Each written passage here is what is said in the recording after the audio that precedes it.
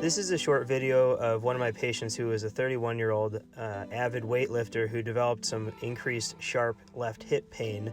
The pain became so bad she was on crutches and was unable to bear weight. She came in and saw me, and her x-ray showed this little bump here, which is concerning for hip impingement, but also on closer review you could see there's this little line in her femoral neck, which was concerning for a stress fracture. So an MRI also showed this fracture, and the MRI report, which is coming up here, shows that that was the dominant finding along with a little labral tear. So this is a picture of what a stress fracture looks like, and this is how you go about fixing stress fractures.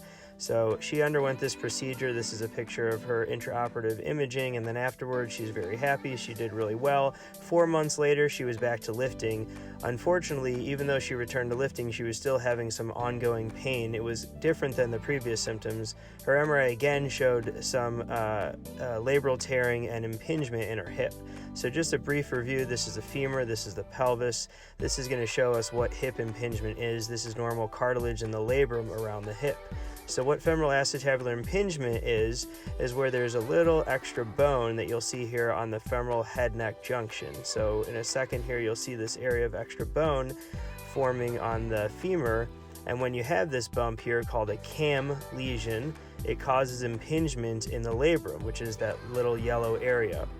This is what we call the femoral acetabular impingement, or FAI. The way that we fix this is do an arthroscopic procedure with poke hole incisions. We shave down this bone here, and then when there's a labral tear, you'll see in this little schematic, we put these little arthroscopic labral anchors into the bone, and then we fix the labrum back down to where it belongs, and that prevents the symptoms. So this is actual video footage from the patient's hip scope. You can see here is the labral tear that she had, and this is a little piece of redundant labral tearing that I'm sticking a probe in to show you how it's kind of getting peeled off into the joint, causing significant amount of pain.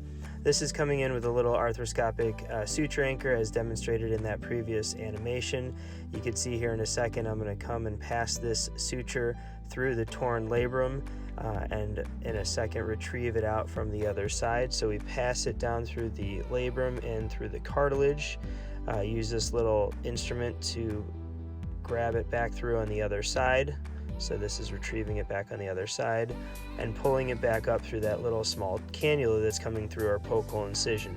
This is coming down with an arthroscopic knot, cinching the labrum back down to the bone. This is our second suture anchor coming in, and you'll see placing that knot back down to the bone. And our third suture anchor, once again, with our final labral repair. This probe is probing it now, showing it very stable as opposed to where it was flopping into the joint. This is traction coming off of the femoral coming off of the femur, and then this is that little bump, the cam lesion that was shown in the animation. So in a second here I'll come in with a little arthroscopic burr, and you can see I will start taking down that bump, making a nice smooth surface. So here we are coming in with that burr. This is obviously in fast motion just to give you a better idea of what it looks like. So we're coming down, removing that bump, and cleaning it up nicely.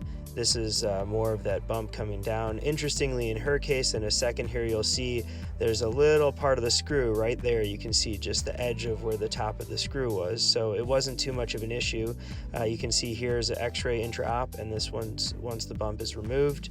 And this is the final arthroscopic closure, where we're closing the capsule. I leave it right where it was from where we started. And this is her right after surgery, doing great.